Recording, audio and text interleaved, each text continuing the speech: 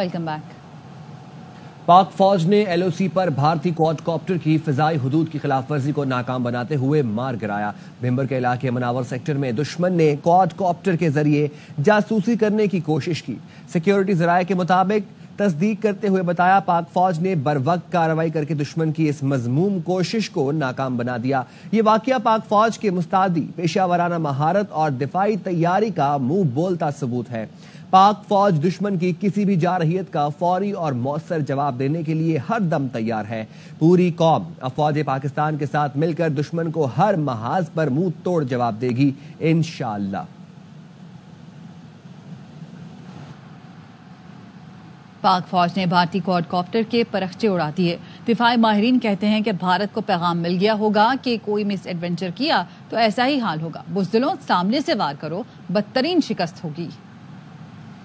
آپ دیکھیں کہ جلدی سے اس کو گرا دیا گیا، اس سے پتہ چلتا ہے کہ اب ان کو میسج چلا جانا چاہیے کہ کوئی مس ایڈوانٹیج نہ کریں۔ جب بھی مس ایڈوانٹیج کریں گے ان کا یہی حال ہے، چینل بند کریں، ٹویٹر بند کریں۔ اس کا مطلب یہ ہے کہ اب ان کو پریشانی ہے، اب یہ بھاگنے کا راستہ ڈھونڈ رہے ہیں، پرووک کر رہے ہیں جان کے۔ آپ دیکھیں پاکستان نے کوئی انڈیا کا چینل ہم نے بند نہیں کیا، کوئی ٹویٹر بند نہیں کیا، ہمیں کوئی پرواہ نہیں۔ ڈی ایل اے کو بھی شکست ہوگی، ٹی ٹی پی کو بھی اور بھارت کو بھی، اور ان کو میں چیلنج کرتا ہوں کہ بزدلوں سامنے سے وار کرو، کوئی گولی فائر کرے، کوئی کوڈ کاپٹر بھیجے، ساچن سے سرکریک تک اور چترال سے گوادر تک، ایوری تھنگ از ریڈی۔ تو میرے خیال میں بہت ڈومینیٹ کر رہی ہے ہماری فورسز، اور اس کے اوپر آپ دیکھیں کوڈ کاپٹر باقاعدہ اس کا 5 آسام ریجمنٹ کا سائن ہے، تو اس کا مطلب ہے کہ ان کی یونٹ نے بھیجا تھا۔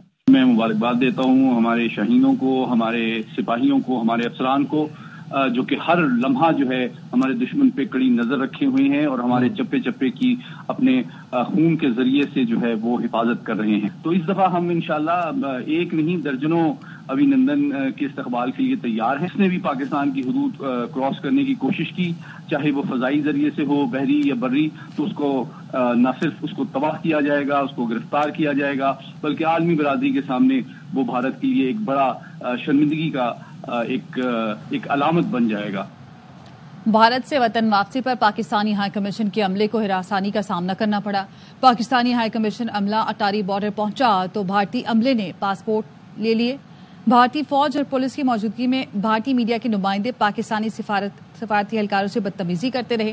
بارڈر پر موجود بھارتی عملے اور میڈیا کی جانب سے پاکستانیوں کو ہراساں کیا گیا۔ بھارت سے واپسی پر پاکستانی ہائی کمیشن کے عملے کو ہراسانی کا سامنا کرنا پڑا۔ پاکستانی ہائی کمیشن عملہ اٹاری بارڈر پہنچا تو بھارتی عملے نے پاسپورٹس لے لیے۔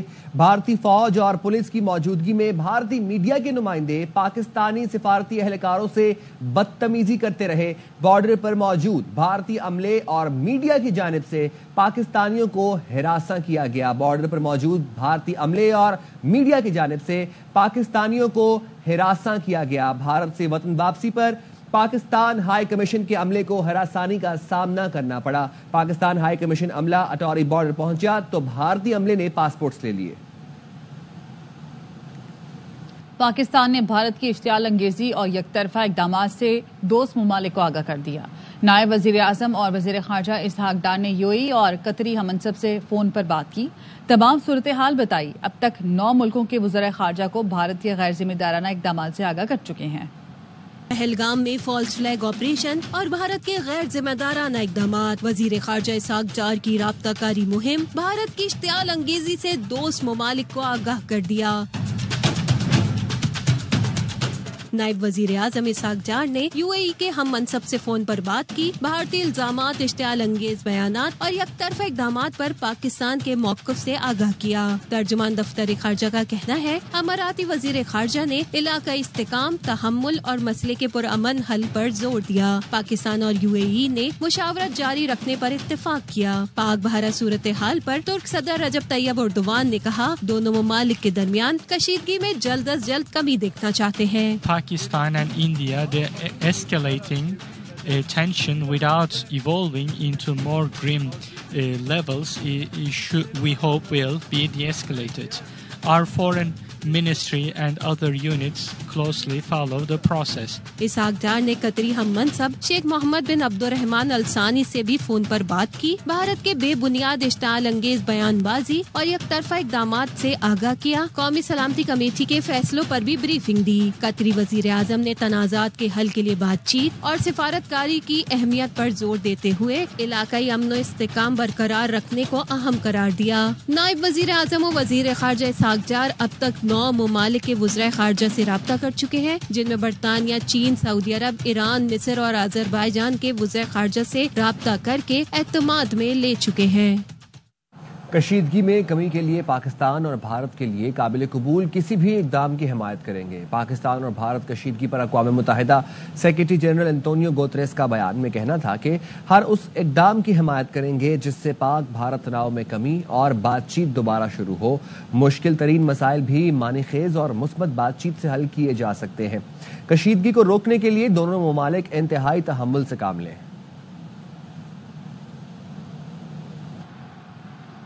وزیر دفاع خواجہ آصف کہتے ہیں ہم انتہائی ہائی الرٹ ہیں، اگر ٹکرا ہوا تو اللہ کے فضل و کرم سے ہم بالکل تیار ہیں۔ برطانوی میڈیا کو انٹرویو میں وزیر دفاع نے مزید کہا مقبوضہ کشمیر کی کنٹرول لائن پر فورٹیفیکیشن ہے، فوجیں بڑی تعداد میں تعینات ہیں، آنکھوں میں آنکھیں ڈال کر کھڑی ہیں، اگر ہماری فضائی حدود کی خلاف ورزی ہوئی یا کوئی زمینی کارروائی کی گئی تو منہ توڑ جواب دیں گے۔ بھارت آگ سے کھیلنے کی کوشش کر رہا ہے، پاکستان کسی بھی مہم جوئی کا پوری قوت سے جواب دے گا۔ وفاقی وزیر داخلہ محسن نقوی کی مولانا فضل الرحمان سے ملاقات میں گفتگو۔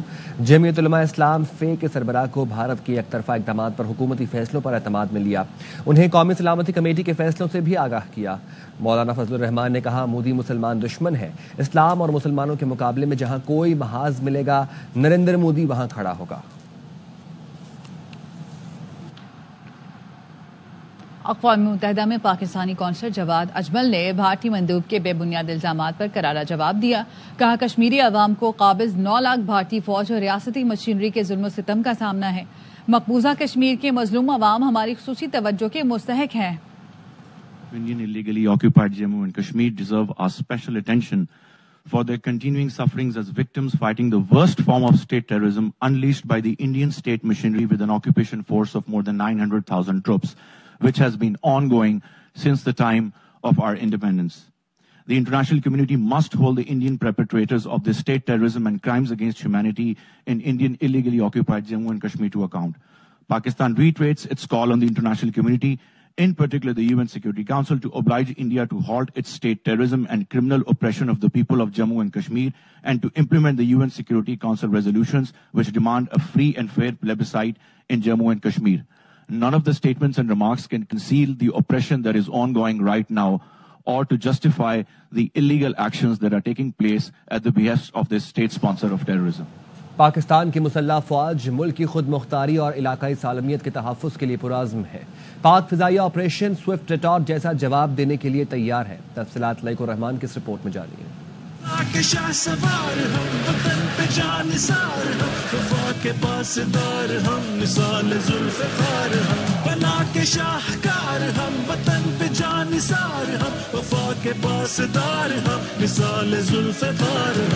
پاک فضائیہ جدید ترین ٹیکنالوجی اور ملٹی ڈومین صلاحیتوں سے لیس فضائی جنگ میں ایک مضبوط قوت بن کر سامنے آئی ہے۔ پاک فضائیہ میں جدید جنگی جہاز J-10C JF-17 بلاک 3 لڑاکا طیاروں کی شمولیت سے فضائی قوت مزید مستحکم ہوئی ہے۔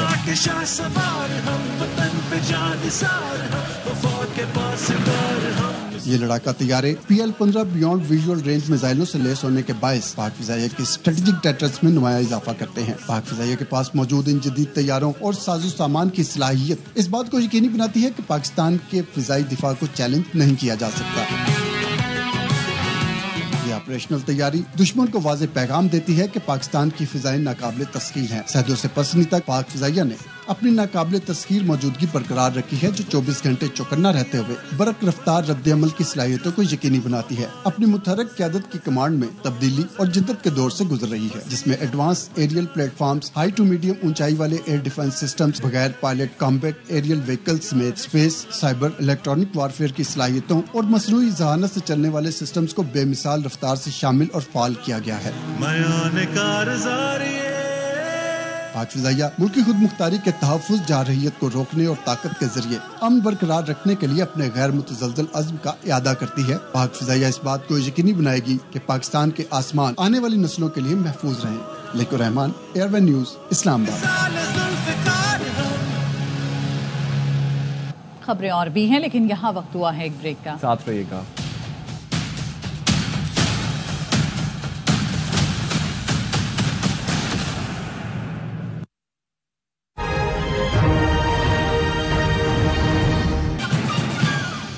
Welcome back.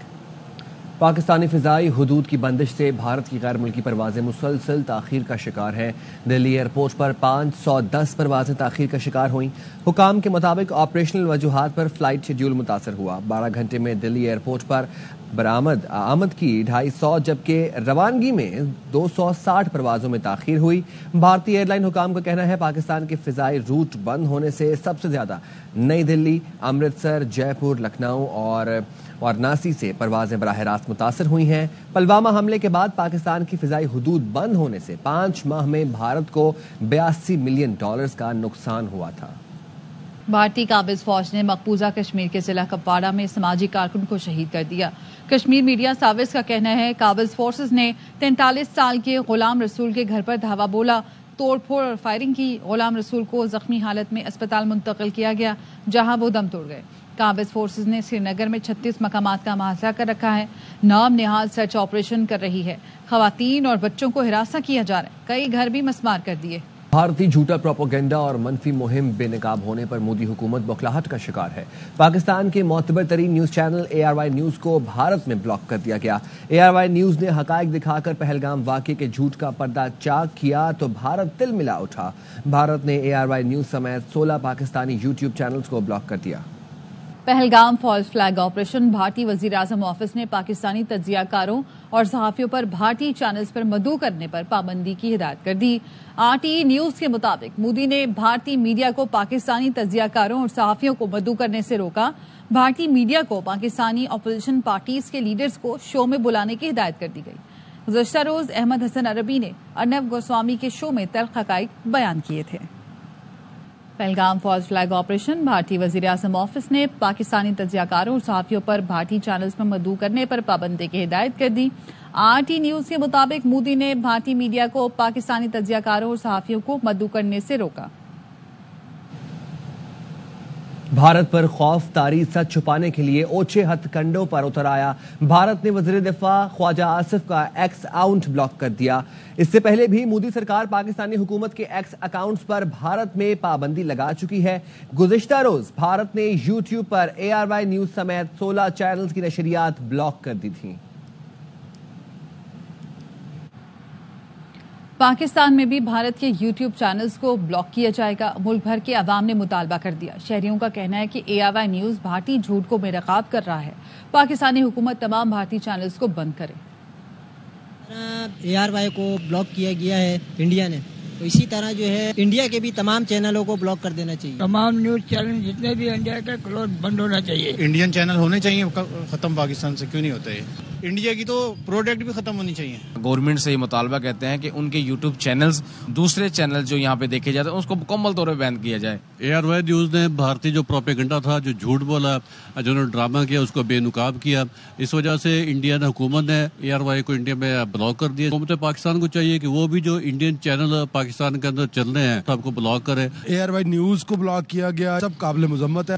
یہاں پہ بھی ان کے میڈیا ہے اس کو یہاں پہ بلاک کرنا چاہیے۔ پاکستان میں بھی بھارت کے news channel, social media channels اور دیگر چینلز تمام کو بلاک کیا جائے۔ ARY نیوز کو جس طرح بینڈ کیا ہوا ہے، جس طرح انڈین گورنمنٹ کو جو ٹوٹلی بے نقاب کر رہا تھا ARY نیوز، ہمیں بھی جو ہے نا اپنے گورنمنٹ سے ریکویسٹ ہے کہ جو ہے نا جتنے بھی انڈین چینلز یہاں پہ چل رہے ہیں ان سب پہ پابندی ہونا چاہیے۔ یہ کہ انڈیا کے جو چینل چل رہے ہیں اس ٹائم، تو گورنمنٹ سے یہی ریکویسٹ ہوگا کہ پراپر بلاک کیا جائے۔ وقت تو ایک بریک کا، ہمارے ساتھ رہیے۔ وزیر اعلیٰ سندھ مراد علی شاہ اس وقت میڈیا سے گفتگو کر رہے ہیں، آپ کو لیے چلتے ہیں۔ یہ عوام مل کے ہندوستان کے سارے عزائم کو ناکام بنائیں گے اور ہم اپنے ملک کا دفاع کرنا بھی جانتے ہیں، اور جو بھی मैली आंख उठाएगा, हम सब मुत्तहिद होके उसका ऐसा मुंहतोड़ जवाब देंगे कि उसको छठी का दूध याद आ जाएगा।